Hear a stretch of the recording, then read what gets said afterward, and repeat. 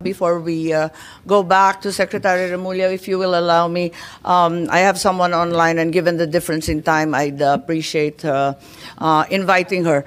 We'd like to recognize the Vice President, Sara Duterte, please, online. Given Thank the difference you, in time. Senator Amy. Yes, maraming salamat. At kung pwedeng ipaliwanag lamang ng ating Vice Presidente kung bakit sinasabi ninyo na kidnapping or extraordinary rendition ang sinasabi. At gusto rin natin malaman yung tungkol sa warrant. Kayo na lang ang mag-umpisa. Salamat. Opo, Senator Amy, may I be allowed to read the statement? Yes, please. Please do so. Okay, thank you. Opo. Mga kababayan, on March 11, 2025, former President Rodrigo Roa Duterte was forcibly taken by the Philippine National Police upon his arrival at the Ninoy Aquino International Airport.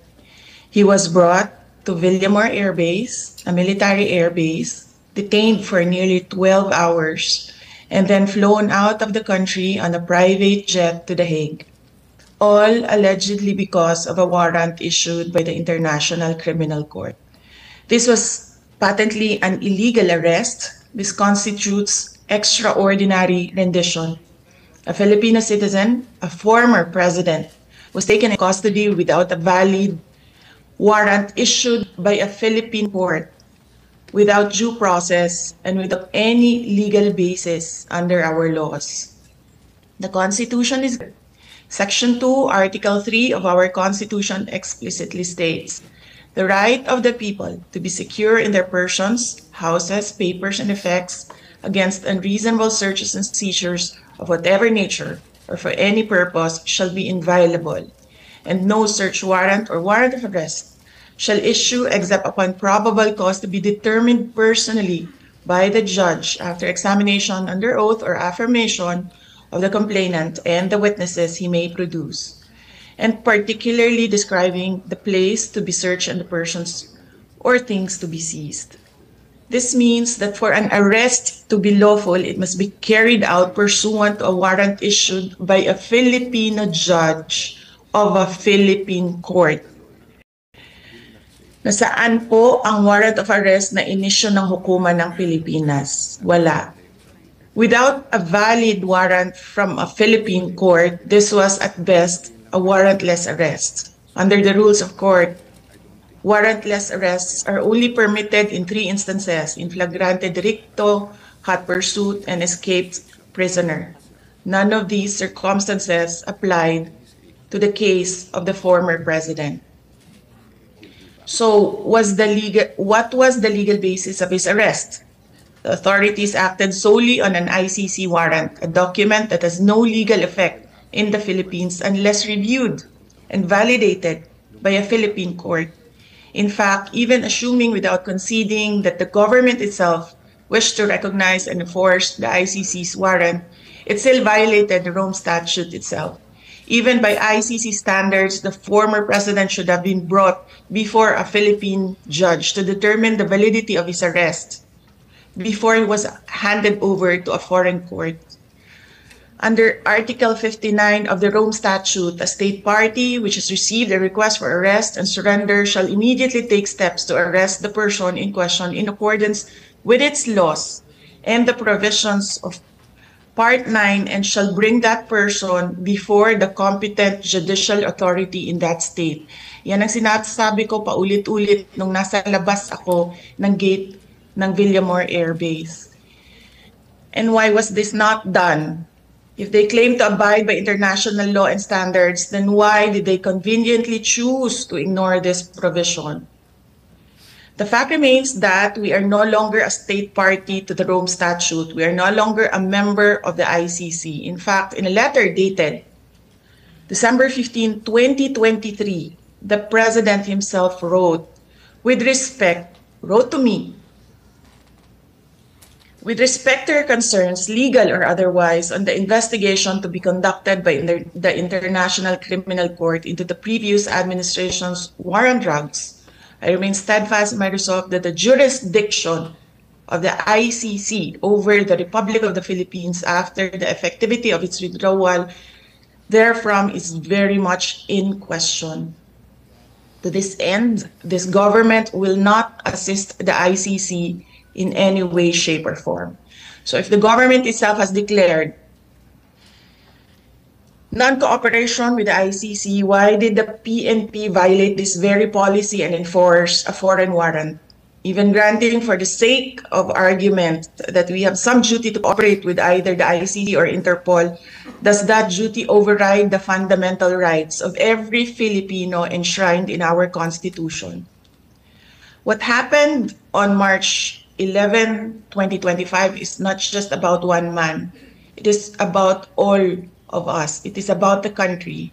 If a former president can be taken without due process, what stops them from doing the same to any other Filipino? Therefore, we must dare to ask more questions. Under whose authority did the PNP act? Why did they enforce a foreign warrant without a Philippine court order? Why didn't they at least bring PRRD before a judge as required by the Rome Statute itself? Even more disturbing is the silence of the armed forces of the Philippines. Why did the AFP stand idly by while a former commander-in-chief was taken from a military base under questionable circumstances? How could they allow a foreign tribunal to override on our constitutional guarantees? We have now lost a former president. I pray that we do not lose the country next. Your Honor, Senators Cayetano and Marcos and other senators present, alam naman natin lahat at alam nila na mali ang ginawa nila. Ginawa nila yon just to demolish political opponents. This is all about politics. The administration is using government resources, the ICC, to demolish the opposition. Wala na tayong argument. Mali ang ginawa. Ang tanong ngayon, ano ang gagawin natin para maibalik ang dating Pangulo sa Pilipinas? Kasi nag-iisa ako ngayon dito na gumagawa ng paraan para maibalik ang ating dating Pangulo sa ating bayan. Thank you. Maraming salamat sa ating Vice Presidente at hindi kayo nag-iisa. Lahat tayo ay naghahanap ng solusyon sa napakakomplikadong pangyayari. Ano sa palagay mo yung nakita ninyong ICC warrant? Kailan ba ipinakita? May sinabi si Counsel o Attorney Medialdea na hindi daw pinakita kay Pangulo Duterte hanggang sa kahuli-hulihan at redacted form pa daw. Tama po ba yun? Yes, Honorable Senator Marcos, ang nangyari kasi, merong ICC warrant. It was diffused to Interpol. It was given to Philippine authorities. Hindi siya nagkaroon ng red notice. Kaya yung ibang bansa, hindi nila alam. Wala silang notice na merong ganong warrant. Ang nangyari, ICC, Interpol binigay sa Philippine authorities. And the Philippine authorities or the Philippine National Police, in-implement nila yung warrant diretso doon sa akusado, hindi nila dinala sa korte natin dyan sa ating bansa. Tama po. At yan ang pinag-uusapan namin kanina ni Executive Director Alcantara ng Transnational Crime na ang pinadala lamang ay isang diffusion. Ito ang kauna-unahang pagkakataon na ang warrant of arrest was honored by a member state. Samantalang diffusion pa lang to, wala pang compliance review, wala pang ibinibigay sa secretariat ng Interpol, walang task force yung Interpol at walang kaalam-alam yung commissioner ng Interpol. Ang sabi nga ng Interpol, si Presidente Duterte ay hindi wanted ng Interpol. Wanted daw siya ng ICC. Pinadala lang daw sa kanila. As a matter of fact, under Article 97, Section 4 of Interpol's own rules on the processing of data, it is very clear that there are so many requirements before any action can be taken. Kung pwede, ipakita natin ang itsura ng isang diffusion versus isang red notice. Ibang-iba po yun. Ni walang red notice at yung diffusion, parang sabi nga ni VP, parang tinimbre lang sa mga kasama sa Interpol ng mga miyembro. Hindi dinaan sa mismong review. So, nais natin pag-usapan at tanungin kay Executive Director. Tama po ba yun? Diffusion is something not yet verified per the articles on processing data. Tama po ba yun? Kasi yan ang rules ng Interpol, hindi po ba? Ang diffusion po ay sa Article 97 ng Rules on Processing of Data is a standardized request Tama. to arrest, detain, or restrict movement Right. of accused. Tama, pero Tama po. hindi pa siya verified, hindi pa siya naimbestiga at hindi pa nailalagay bilang opisyal. Wala pang task force, wala pang compliance review. Pero hindi po ibig sabihin noon na wala siyang value. Pero mismo yung Interpol, sinasabi po sa atin na first time daw na yung member state agad-agad in-acknowledge. Wala pa namang kaalam-alam. Ang mismong Interpol Secretariat, walang kamuang-muang kasi between states lang to, ICC lang at Interpol.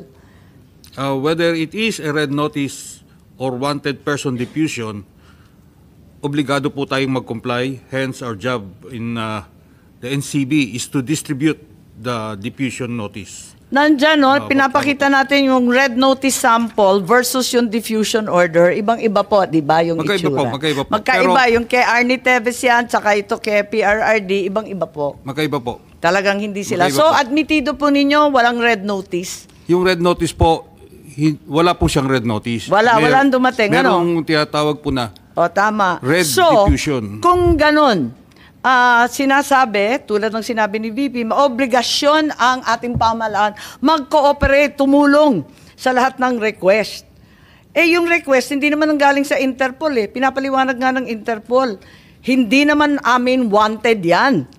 Ang sinasabi, Philippines is obliged to cooperate when in fact it came from ICC. Paulit-ulit tayo kanina sa ICC, walang jurisdiction dito sa Pilipinas. Ba't natin kinikilala? FPRRD was not wanted by Interpol. It was neither verified or approved. Hanapin mo sa buong database ng Interpol, walang lumalabas. Hanggang ngayon, it's not there. Read out the email address from the letter. Nakita mo yung letter? ICC ang nakasulat. Walang Interpol kahit sa mismong diffusion. Anong obligasyon ng Pilipinas? Kapag hindi tayo nag-comply sa isang diffusion, anong mangyayari sa atin? Hindi na tayo bahagi ng Interpol? Paparusahan tayo? May parusa po ba? Not necessarily. Hindi po ganon. Kapag diffusion, what will happen? Gaya po na nasabi ko kanina, ang diffusion po at requesting for looking for wanted persons, pareho lang po na yung red notice. Hindi po pareho yun. Ang hindi lang po siya, liwanag nito. ang pagkakaiba po niya, Kababasa mo lang ng Article 97, pambihira ka naman, Opo. sir. may pagkakaiba nga po Kaya kasi nga. yung red notice has to be processed by the Pero di ba yung kay notices. Congressman Arnie Teves, red notice na. Ayan, dinadaan pa rin sa proseso ng maliit at mahirap na bansa katulad ng Timor-Leste. Ayaw pa rin nila pumayag. Dahil ang sabi nila, dadaan muna ito sa korte natin. Ngayon tayo, lumundag tayo sa diffusion. Ano bang commitment natin? Anong mangyayari sa atin? Sinabi na natin, ICC has no jurisdiction. Tapos, ICC warrant has no effect. Tama ba yun? Di ano ngayon yung Interpol? May obligasyon ba tayo sa Interpol? Diffusion pa lang to. Obligado po. Obligado. Bakit? Obligado. Anong mangyayari kung di tayo sumunod? Katulad din po yan ng mga ibang red notices na hindi natin nakukuha, but obligado rin po tayo. to Ano nga work on mangyayari? Anong parusa? Papaluin ba tayo? Tatanggalin ba tayo sa Interpol? Iisnabi na tayo ng buong kapulisan ng buong mundo? hindi ko po masasagot yung gagawin ng Interpol sa atin. But masasabi ko po we have to comply with both the diffusion and the red notice. You have to. We need to. At we the need risk to. of what sanction? We need to. We need to. Ayan po yung We Okay. exert our maximum effort to comply with those requests. Nakakagulat lang po dahil kasi eto nga may obligasyon daw pero diffusion lang to at sabi ng Interpol first time daw nga nila na diffusion pa lang lumundag na at inaresto na kagad. Pero parang hindi naman to biglaan kasi General Marbil may memo kayo ng March 10, di po ba? May memo kayo sa kapulisan na mag-mobilize na agad-agad. Libo-libong pulis ang pinamobilize kahit hindi pa ninyo alam na may warrant. Sabi ninyo, hindi ninyo alam Asan yung memo? Nariyan kanina, di ba? Aalala po ba ninyo yung memo na yan? But anyway, ma'am, Hindi. Yung memo, tama po ba yan o mali yung binigay sa amin? 10 po ang nakasulat na date. Tama po ba yan? ma'am, tama po yan, no?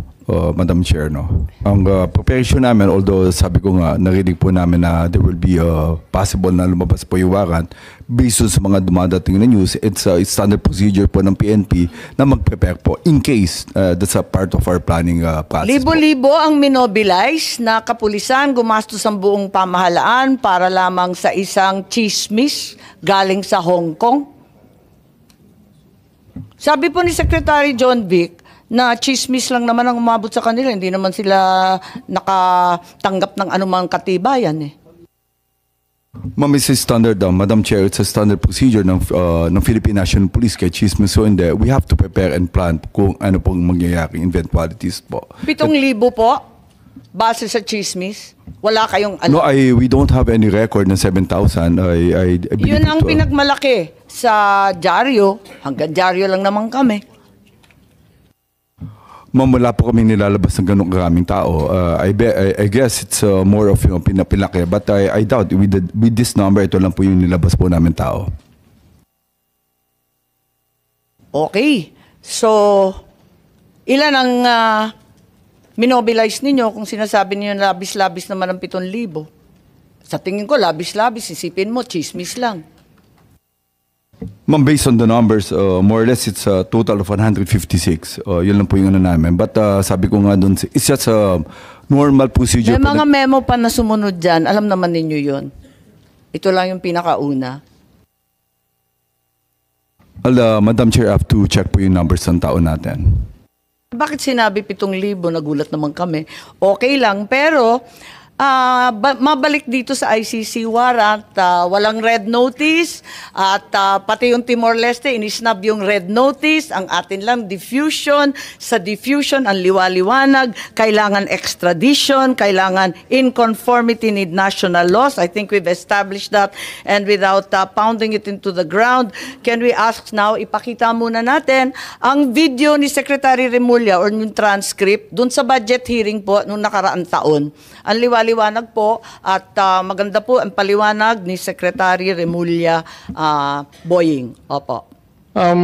But when it comes to them going into the country, kung gusto nila pumasok dito upang manghuhuli at magpasagawa ng warrant na kanila pong na-issue po siguro ng ICC pagdating ng panahon, kailangan po itong dumaan sa ating court system. Ito po ay kinakailangan ng isang action to enforce a warrant, action to enforce a judgment. Kailangan po dumaan yan sa ating court system. Kaya hindi ho namin pakikialaman kasi yan po trabaho ng Interpol kung talagang gusto nilang habulin yung tao na nasasaktal. Yung sabihin natin, nag-issue po na warrant of arrest ng ICC, gusto mo enforce ng Interpol dito, pero para ho ito ay matuloy at hindi ho magkaroon ng kasuhan, kinakailangan pumunta muna sila sa korte natin. There are some things that the Supreme Court would be looking at if what was alleged in the crime would have happened if we were still members of the ICC.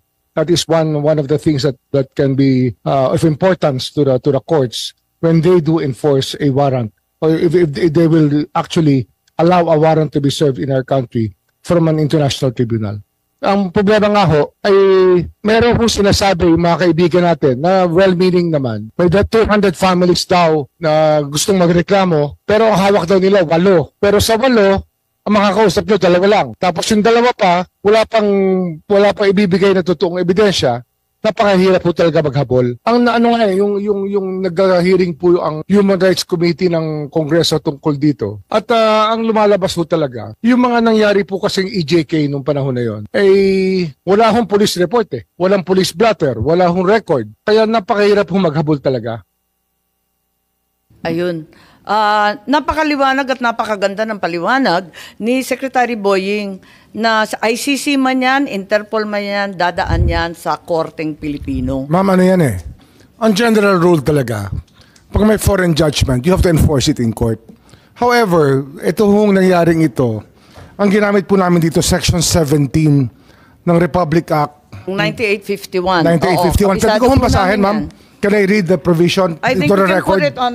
into the record. But may I read it into the record, ma'am? Thank you.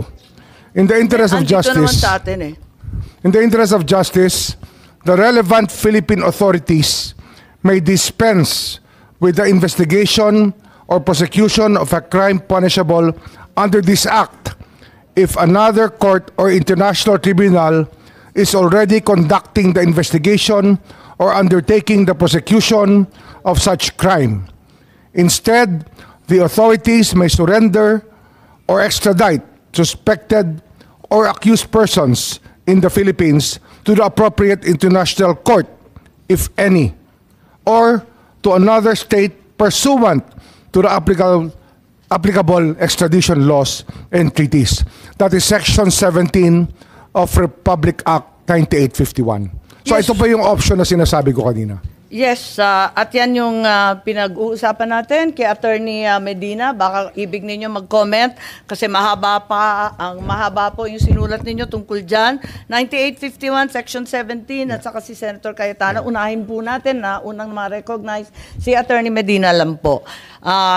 Lahat tayo, kabisado natin yung 9851, alam natin yung Section 17, para rin yung Rome Statute, Article 59, sa panahong to na memorize na nating lahat. Attorney po.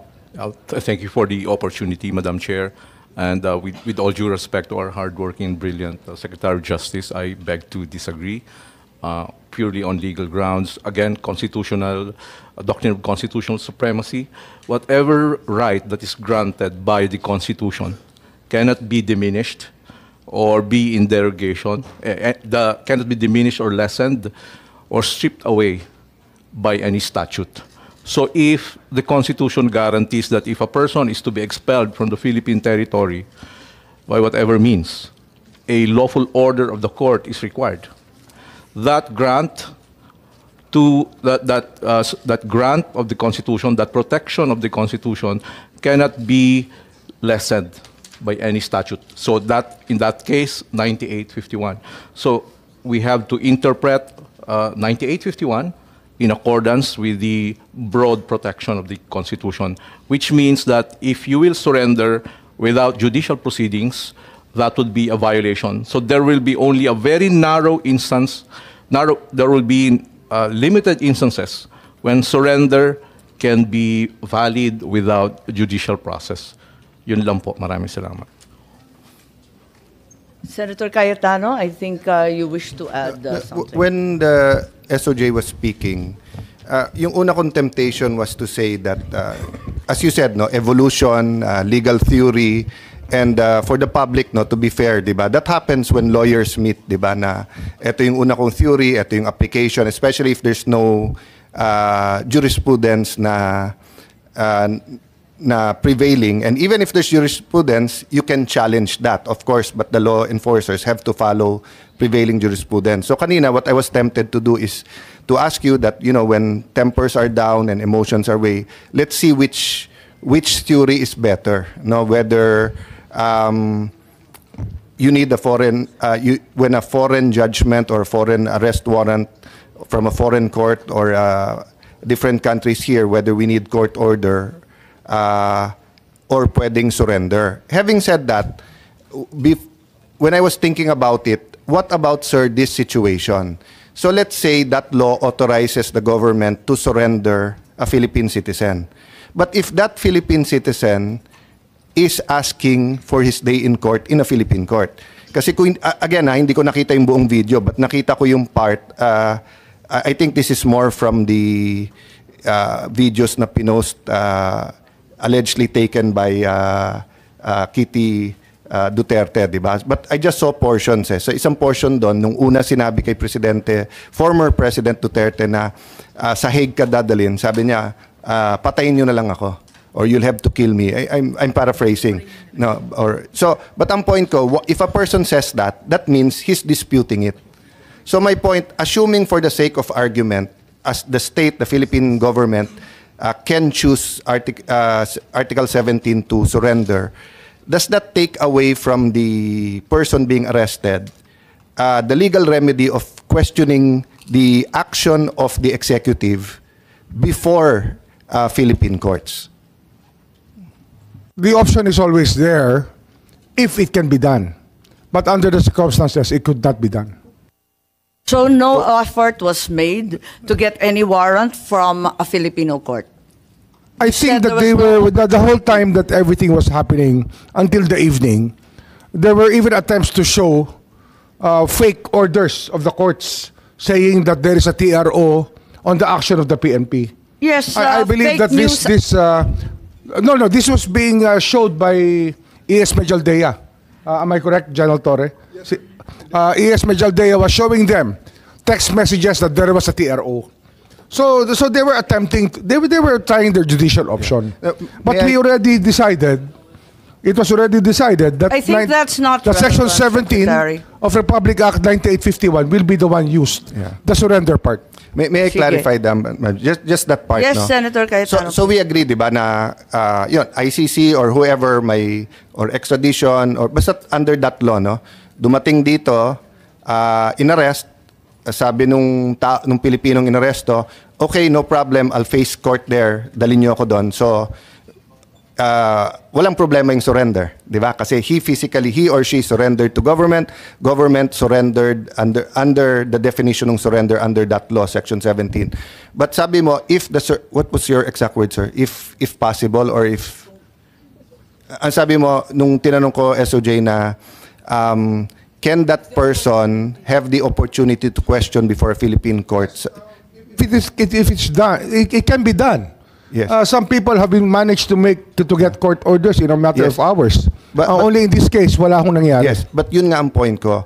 Isn't the better rule, we give them reasonable time to do that? So that we don't deprive...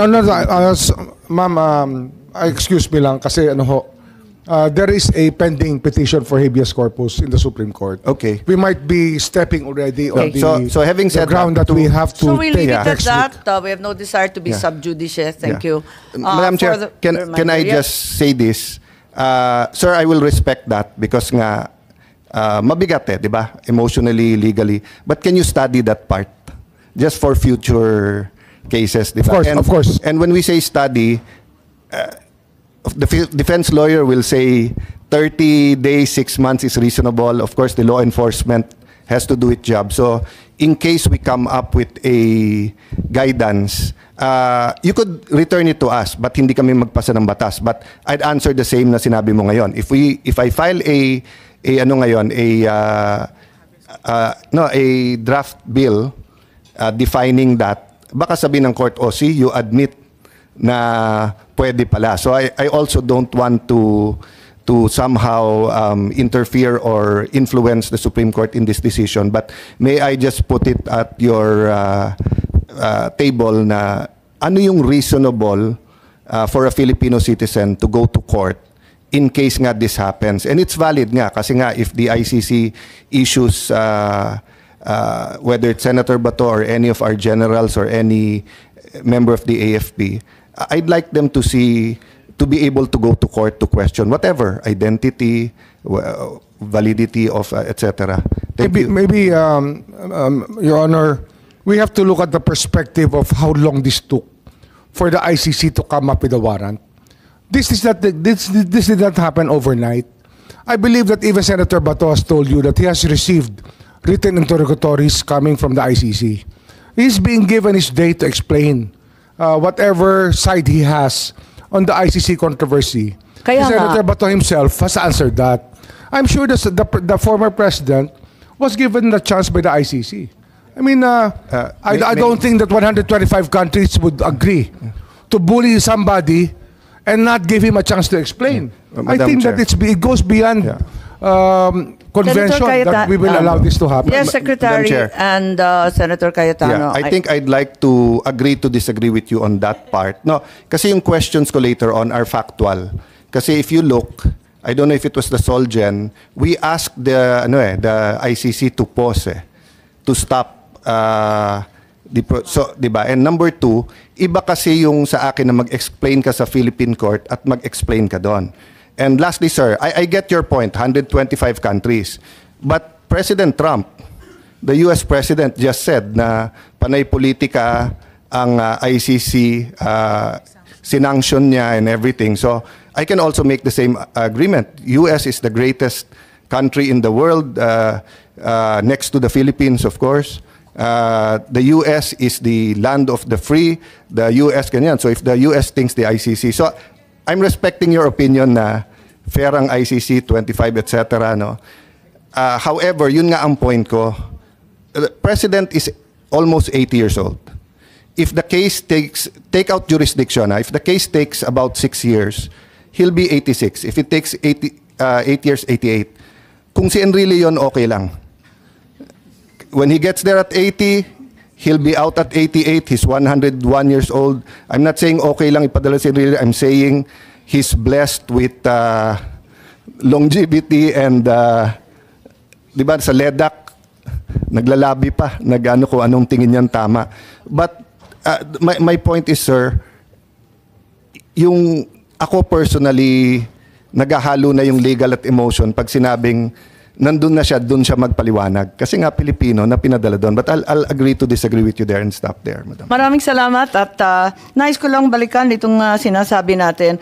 Kung talagang nagpursige ang Pilipinas na pumunta sa korte dito sa lokal, sa Philippine Court, may idadagdag yata si VP diyan sa komentaryo tungkol dito kung bakit hindi pinadaan pa sa Filipino Court. Samantalang marami naman tayong korte, ang ating mga huwes ay magagaling. Yes, please, VP po. Yes, thank you, Senator Marcos. Ang gusto ko lang gawin is, unang-una, meron kasing document galing sa ating Pangulo papunta sa akin na sulat, no, na lumabas dahil kinuha siya sa isang lawyers group chat. Hindi namin alam kung sino ang kumuha at inilabas siya. Gusto ko lang na isubmit ito as part of the records of this hearing kasi as a Filipino and as a public official, binasa ko yung ating protesta doon sa ICC at yung desisyon ng ICC. At nakita ko na wala talagang jurisdiction.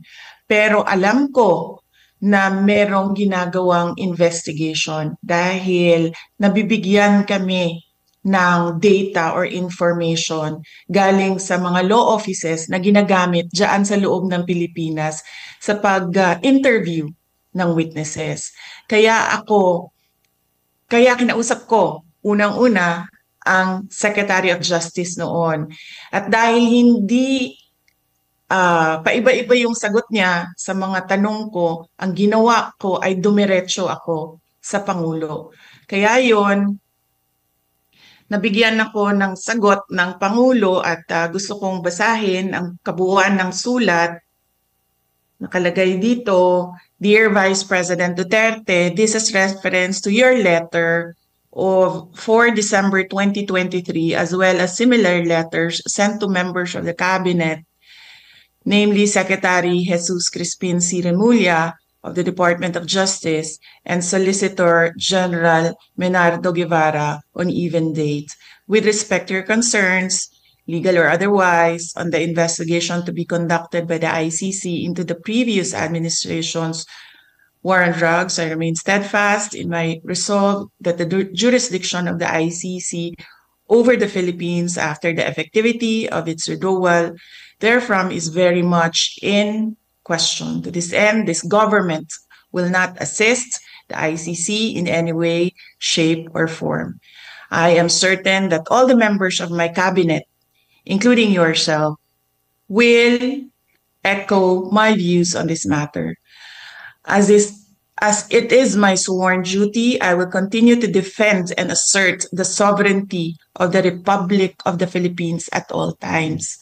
Ngayon, naririnig ko po sinasabi ng ating Secretary of Justice na mabibigyan siya ng panahon na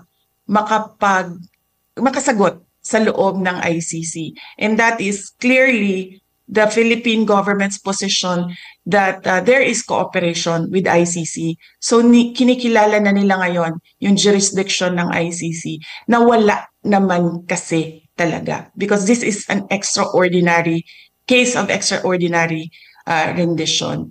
At pangalawa, Senator Amy, gusto ko na sumagot ang Armed Forces of the Philippines kung bakit nila pinayagan na mangyari ito. Because under the law, the Presidential Security Command is in charge of the security of former presidents. So bakit nila hinayaan na mangyari ito sa isang dating pangulo ng ating bayan? And finally, I request that I leave the meeting, the hearing, because I have to prepare for meetings as well here this morning at 9 a.m. Thank you very much, our honorable senators, mga kababayan. Maraming salamat, VP. Maitatanong lang, kailan yung date nung sinasabi mong sulat mula sa Pangulo natin? Ang date ng kanyang sulat ay December 15, 2023. 2023. Iba pang sulat pala ito. At maraming salamat at hihingin natin ang sagot ng ating AFP tungkol sa PSG at yung okasyon sa Villamor.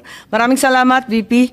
Kung may mga iba pang mga hearing, sana makadalo ka rin. Thank you. Opo, salamat. Okay, I think that's